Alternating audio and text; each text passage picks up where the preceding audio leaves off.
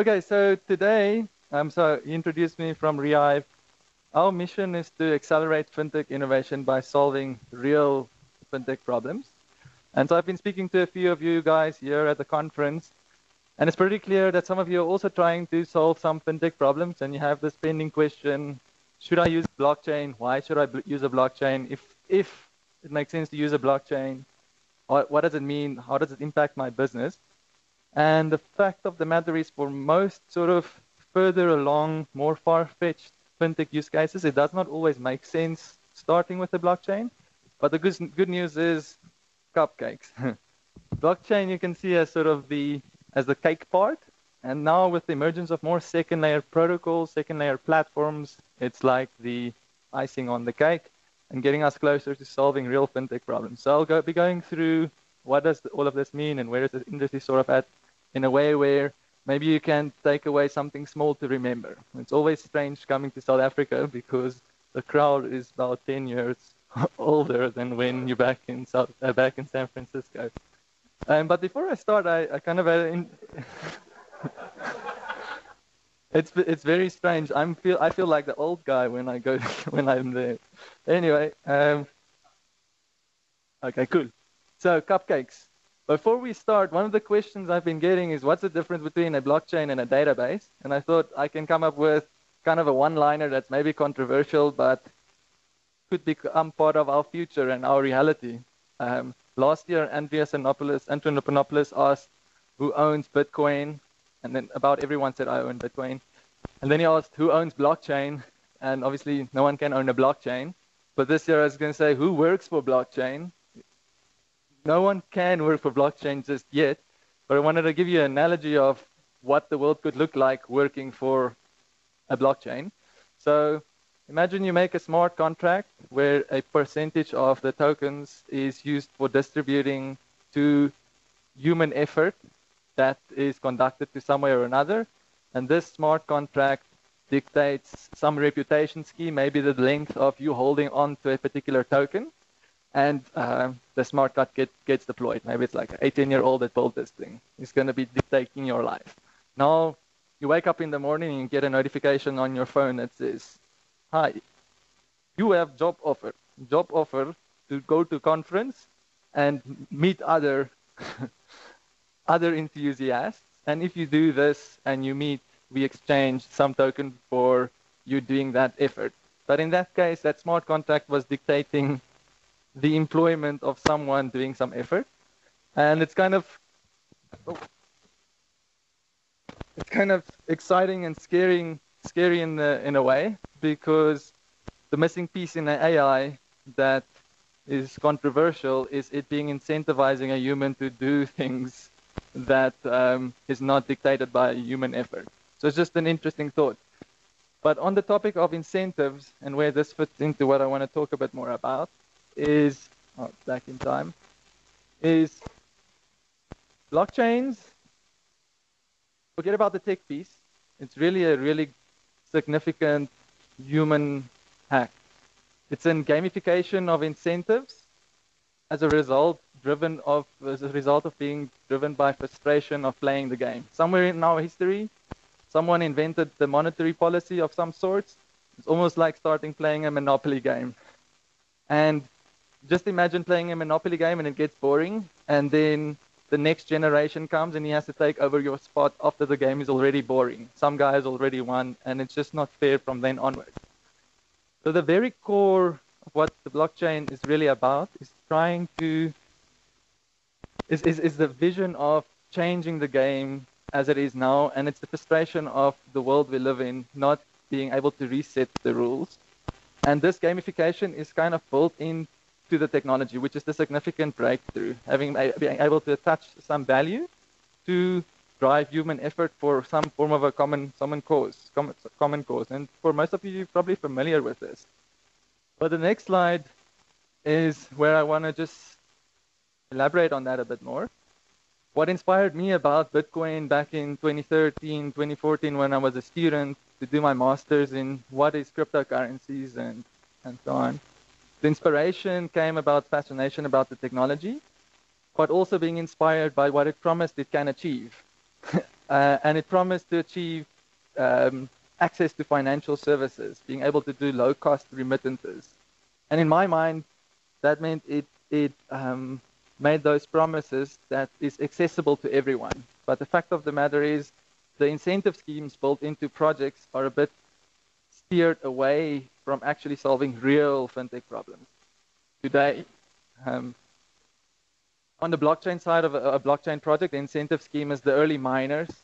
They get incentive for just spinning up a rig and making sure it runs well and deciding what community to back when. The early adopters, those are the guys that tap into the vision of some sorts. And then you get the speculators that come and do all kinds of marketing stunts to pump up the value. And they keep the ecosystem going. Speculation is good for fueling innovation. But then you have the second layer businesses.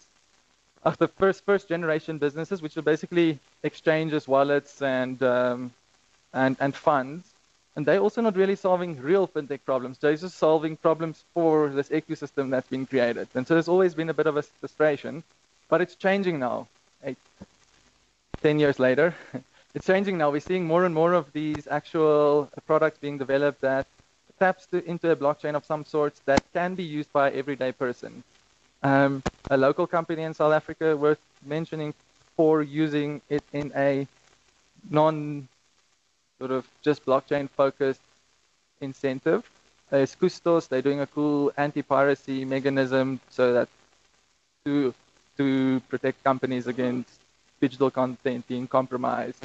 Another use case there would be 21 or earn.com. Anyone in the world can do a survey and earn some Bitcoin and can exchange it actually for some airtime using Bitrefill. So it's starting to happen where you can see the dominoes toppling, and if you tap into this being as your financial resource, actually being possible to do this kind of next generation use cases, second generation use cases, the type of thing that inspired us right at the start.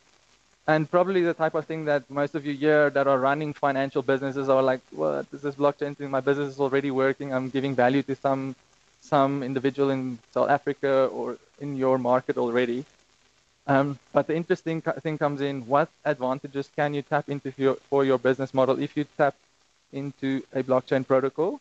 And this is where the second layer thing comes in, why this is important. So let's go to that a bit more. Before I jump the gun, I talk about real fintech problems. That's problems today. And it can be something as silly as a student getting a loan at a competitive rate based on his annual performance. There's not access to that type of financing really available. But if I had to decide, do I build this on a blockchain or not, I'll probably not build it on a blockchain just yet. I can build it somewhere where it's not on a blockchain, but with the potential tapping into a blockchain, because blockchain is a global store of value, so it kind of scales up your value proposition. And you might even start building it not as a smart contract, just to solve that student in South Africa's problem today. He's got a mobile phone, people want to lend students money, it's less of a risk to lend a student money that's actually doing well. Why aren't we solving these problems? And sometimes I get a bit frustrated because the smartest guys in the rooms are busy solving blockchain problems after they solve the blockchain instead of fintech problems, but we'll have a look at that in a second. Okay, and so there are other examples, but real fintech problems. What is this really about? And every day we get confronted with this, because at Rehive, we're a platform, kind of fintech agnostic. So if you want a fintech use case, we're always trying to ask ourselves, what will this thing look like 5 or 10 years from now? Probably to some sort be interfacing with a blockchain, just not yet. And so we kind of have to ask ourselves, can we solve it with a blockchain? How does it look in the future? And then answering these questions to our best of our ability, we're kind of building Rehive out in a way to be flexible for solving problems today and then being more valuable as blockchain solutions propagate. And other companies in the space are doing the same thing. So, and you're starting to see more and more of these companies tapping into solutions when it becomes readily available. I can use an example. One of our clients, probably the biggest e-commerce provider for Bitcoin, selling airtime, called Bitrefill. When Bitcoin fees became really high end of last year, kind of made their use case not so valuable because it becomes really expensive buying Bitcoin, but with Lightning Network and such, implementing second layers immediately solve those problems again for them to be able to continue doing business and offering their value proposition of some sort. Oh, and then of course the other thing that goes with those questions, do you need a blockchain? Why do you need a blockchain? Is for a long time the community, the ecosystem was like, oh, we have a blockchain, let's look for an idea. I think it was mentioned by one of the other speakers previously. But the good thing is it's changing quite a lot. It's getting to a point where if you are looking to build a specific fintech product and you're pretty sure it makes sense as a business model and you're going down this path, you're probably going to engage with some developer team. And you can tell them, hey, I want you to look at blockchain ABC for these purposes. Tell me if it's ready to start supporting some of these capabilities, or let me know when you think it would be ready to start interfacing with those blockchains to improve my value proposition to some degree or another. So we've come to this point where it feels like probably most of you at the, don't want to say it like that, but back in 2014, these type of conferences was held more internationally. And then it was just all about trying to understand what is a blockchain. So decentralized consensus, being a distributed system, immutable ledgers and whatnot. But it feels like we're past that point now, at least in my mind. We've validated that it's possible to incentivize human effort to build systems and technology that can disrupt monetary policy without policymakers being in control. And now it's just a question of how can we go to that next phase to start providing real services and so forth.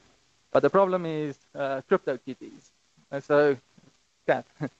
But what this message really is about is fintech use cases are so broad that it's hard to expect a blockchain or build a blockchain that can cover all kinds of use cases. And then maybe even if you've decided to build something, let's say on Ethereum, and it's going really well, then some random use case like CryptoKitties comes and buckles your business model. So it doesn't feel like you're going to be able to continue supporting that student you were giving a flexible loan based on performance if these kind of problems are persisting.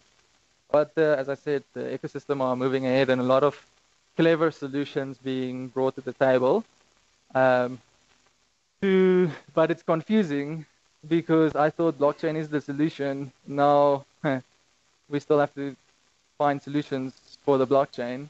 As I said, and all the smart guys figuring these things out. But basically, trying to solve these speed, storage, cost, usability. Usability is a big one, especially in Africa where you have to teach someone how to manage your private keys and what is Bitcoin really and how do you get access of it and so on.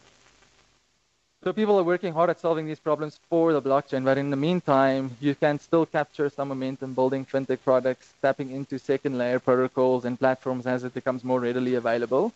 So for second layers, they're second layer protocols. I kind of, just to keep it simple, it's a second layer solution. Sorry, to keep it simple, it's either a protocol, something that's a bit more low level, taps into a blockchain itself, but it's abstracted from a blockchain. Whereas platforms are also abstracted from a blockchain, but typically centralized, just to give it an analogy. So the protocol aspect is typically something that is a blockchain probably itself, but abstracted. Platform is more centralized, but abstracted, and gives you an ease of integration to build applications that address problems today. Oops. Yeah, so to keep it super simple, I don't know, just out of curiosity, who of you like read the Plasma white paper from Ethereum? So yeah, I expected that that's not so deeply invested necessarily in the base decisions that are being made, but the message is second layer protocols, looking at solving speed, storage, flexibility, usability, privacy, and so forth.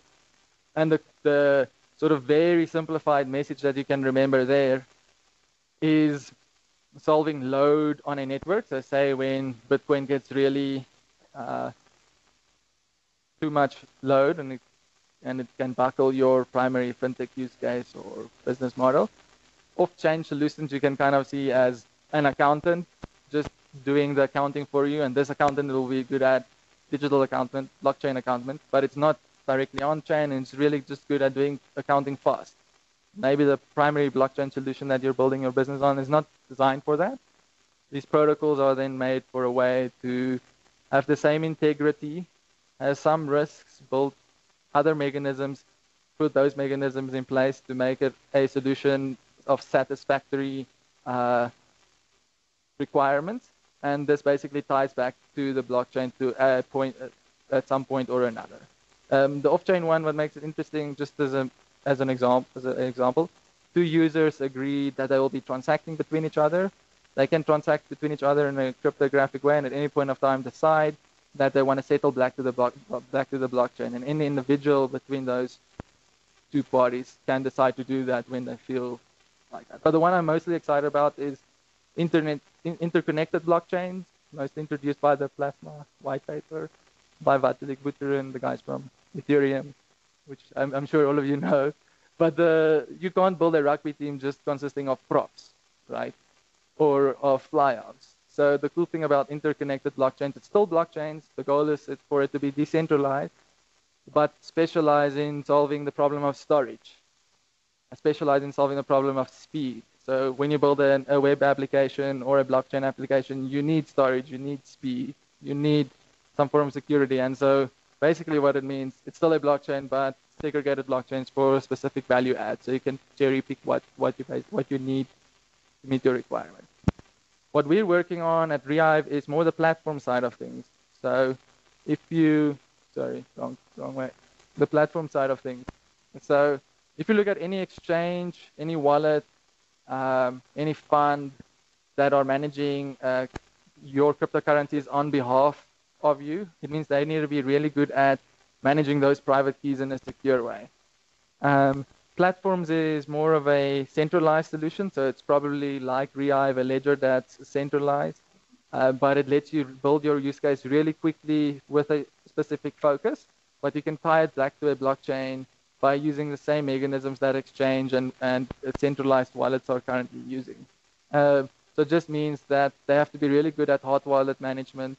Hot wallet is basically, we're doing a live demo out there if you wanted to come see. It's actually very insightful to learn what operations looks like when you decide to build a fintech app that taps into a blockchain and what it means in terms of operations. For a bank, and giving you a very base level example, for a bank managing cash, they need ATMs and a truck driving around with a security guard. If you're building a digital business where you're managing digital assets, you need hot wallet, warm wallet, cold storage. And it's probably best if we show you sort of in person, if it's of interest to you, to learn these concepts, because it becomes critical if you come to a decision point. I want to build a fintech app, and I want to build it on a blockchain, but the blockchain is not yet ready. Vitalik haven't solved yet scale, storage, and costs for processing transactions. So let's build a platform layer that's centralized, and you need to understand how these things work. One interesting thing that we're kind of seeing on the horizon is more hybrid wallet solutions. So it's a centralized solution, but the user has that option to access an to enable an advanced option where they then own their private key. So this means a provider providing some fintech product will have a bunch of users where he is managing the assets for that user, but there's a bunch of users that sort of become comfortable managing their own private keys in their own way, and you can still facilitate some value proposition for those in that regard.